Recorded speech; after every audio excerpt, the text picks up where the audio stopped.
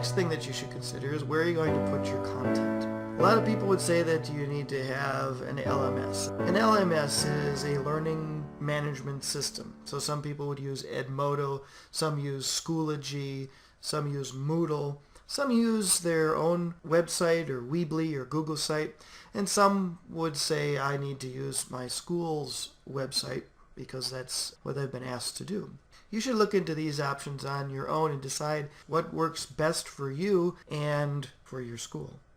In my class, we use a combination of my own website where I store the content, then Edmodo where we sometimes are able to hand things in.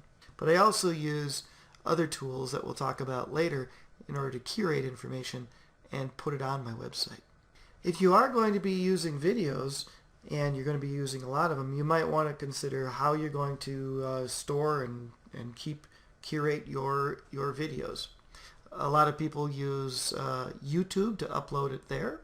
Very useful tool. I use Vimeo, and some people use screencast.com. These are just 3 options, and it really comes down to personal preference.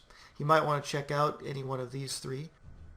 The next thing we'd like you to consider is what should students do outside of class and inside of class?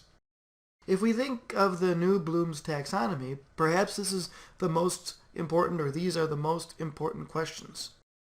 What are students going to be doing when they leave us? And what are they going to be doing when they come back and come together? A lot of this depends, of course, on what you teach and who you teach, what age level and what subject level. But you should consider this. Outside of class, will students be doing homework? Some teachers don't believe in homework, and that's okay. Some flipped class teachers say that the flipping allows them to do what they need to do inside of class, and the homework is no longer needed. My AP class, we do homework because there's simply not enough time in the classroom day to do all the things that we need to do. Again, the reading that we do, initially I decided that we couldn't replace the reading with videos. We had to do both. It's okay to do both. You have to decide what is needed and what's best for your students. And then videos. In the beginning, videos were a big part of my class. As we've moved on, videos have not become that big of a component of my class. They are there in many cases in case students need them, but they are not the main focus of the class. The main focus is taking the reading and applying it and connecting it and making sense out of it. And that brings us to what we're going to be doing in class.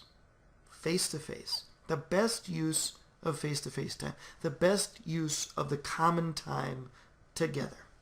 We want to focus on higher level thinking. So what activities can we do to start the higher level thinking process? To push students forward. To allow the teacher to pull out from each individual more and more and more. And I see that as the exciting benefit of my job now in the flipped class is I'm going to each student and pulling more and more out of them. I might ask one question for a follow-up with student because I know that's as far as we can get with that particular student on that particular subject on that particular day. But for another student, I might spend 10 minutes grilling and pulling and poking and prodding and adjusting the conversation because we can. In my classes, we discuss, we apply, and we create in the common time. We move up and down that Bloom's taxonomy of higher level thinking. Ultimately, think about it this way. If we're going to put learning first, let's do that. What students can't or shouldn't do alone is what we should be doing in class together.